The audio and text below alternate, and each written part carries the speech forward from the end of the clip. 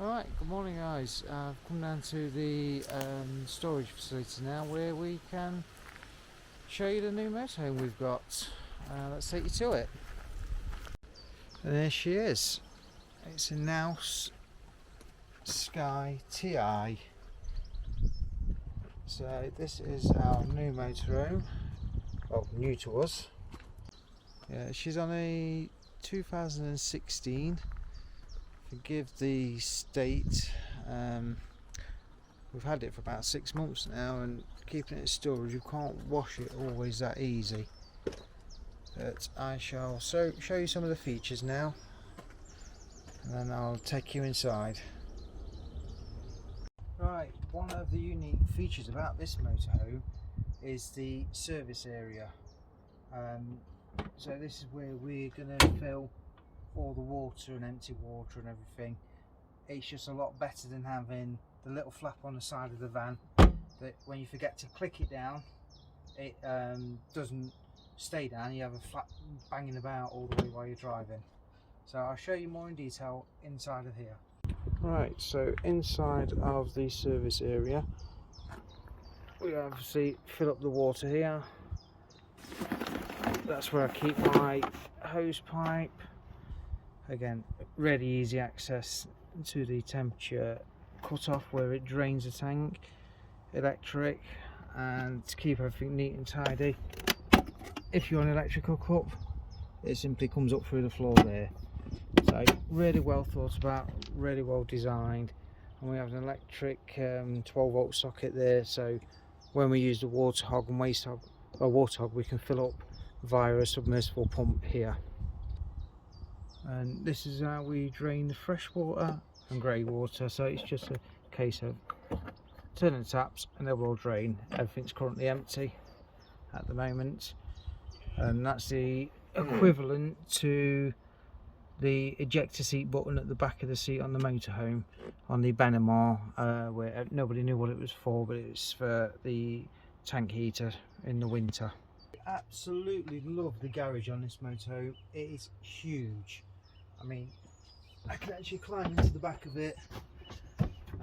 It does need sorting out. It is a bit of a mess at the moment, but we're going to be able to store so much stuff in here, and yeah, lots of toys. Hopefully get a paddleboard or a canoe in here as well. So we're definitely not going to be struggling getting a Kadak in and out of this garage. Whilst we're in the garage area, this is another really good feature I thought, was that you have the gas locker with inside of there. It cuts down on how many hatches you have on the outside of the vehicle, and as you can see, we've got a standard gas bottle in there, and then we always use our 11 kg flow gas bottle, which fits in nice. I dare say we could possibly get 2 of those in there. This van does not lack with storage.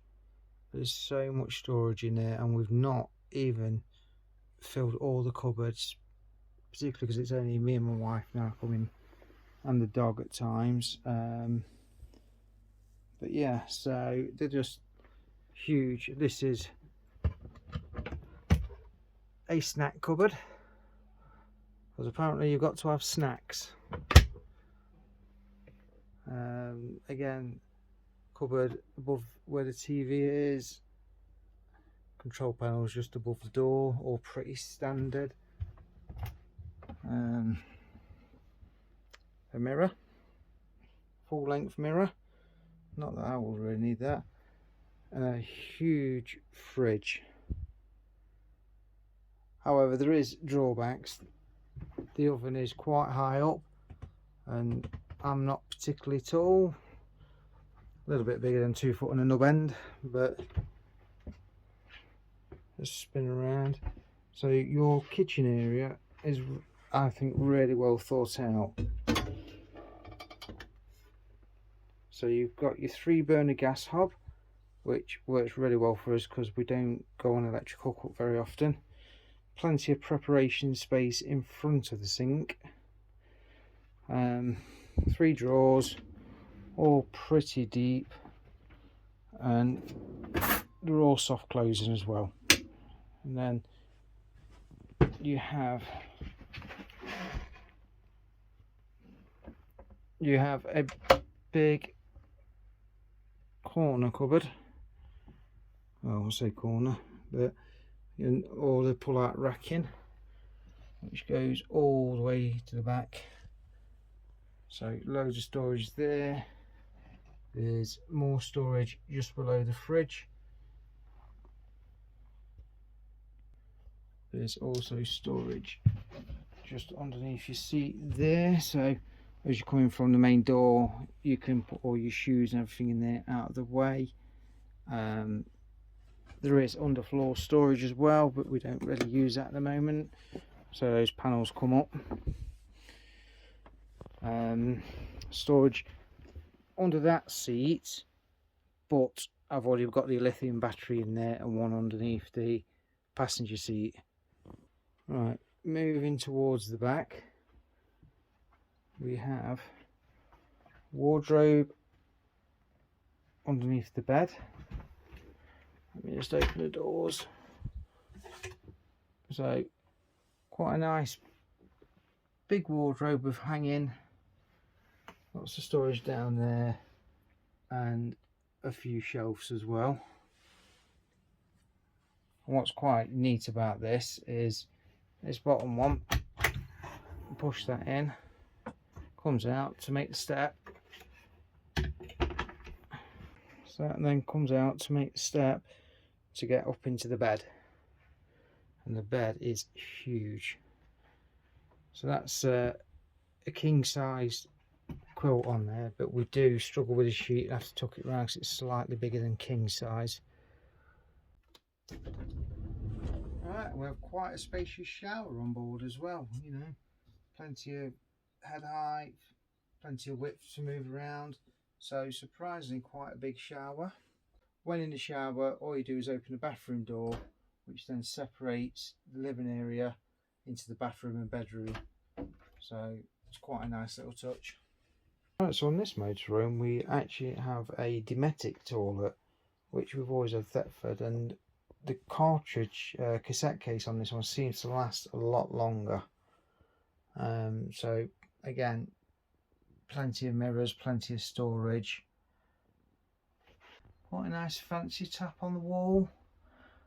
It's the other little touches we like, you know, the little bit of thought where you have, you know, tissue holder there built into the bottom of that unit, so you buy box tissues, drop it in there.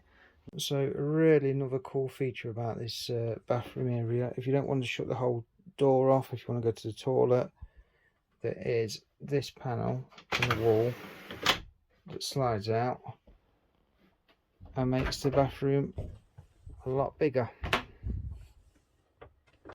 Right, underneath the passenger seat at the rear is where the Truma boiler is kept, which I thought was really handy to have only one bit of storage taken up under the seats.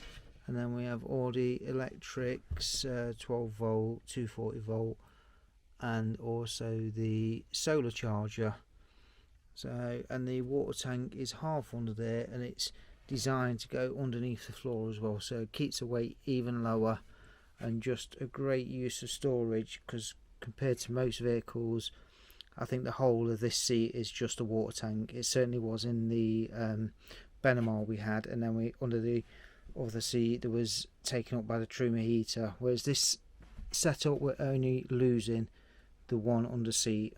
Right, so I'm going to end the video here. I hope you like the choice of motorhome we've gone for. It's something a little bit different. What I do want to touch on is what I said in the last video regarding the running of it with the fuel. I can say this one is so much better on fuel than the Benamar was. Again, nothing against the Benamar, I think it's just the Fords in general are a little bit more thirstier, but I do remember, so where we live in Derbyshire, Matlock area, when we would go to Scotland, we would leave from our area, and by the time we've got to Gretna Green on the borders of Scotland and England, we'd generally fill up again because we was about down to a quarter of a tank, and we didn't want to stop anywhere through the major cities. But with this van, we managed to fill up in South Yorkshire near Beverley, drive it back down to where our storage facility is, which is South Derbyshire, and then we went from here all the way up to Scotland on the same tank of fuel up to Loch Lomond, the bottom of Loch Lomond. Had a few nights there until we had to fill up again. So again, phenomenally better on fuel, and I wouldn't say the tank is that much bigger, or if at all any bigger. I'll have to have a look online and see what the differences are with the fuel capacity, but this one we're not having to stop nowhere near as often filling the van up. But anyway, thanks for watching, and we'll keep trying to put some videos out and our adventures. We're in July now, and we are going to Europe in a couple of weeks. We've booked the ferry crossing, and that's pretty much all we've done. So any suggestions on places we could visit would be good, and we'll see you again soon. Bye.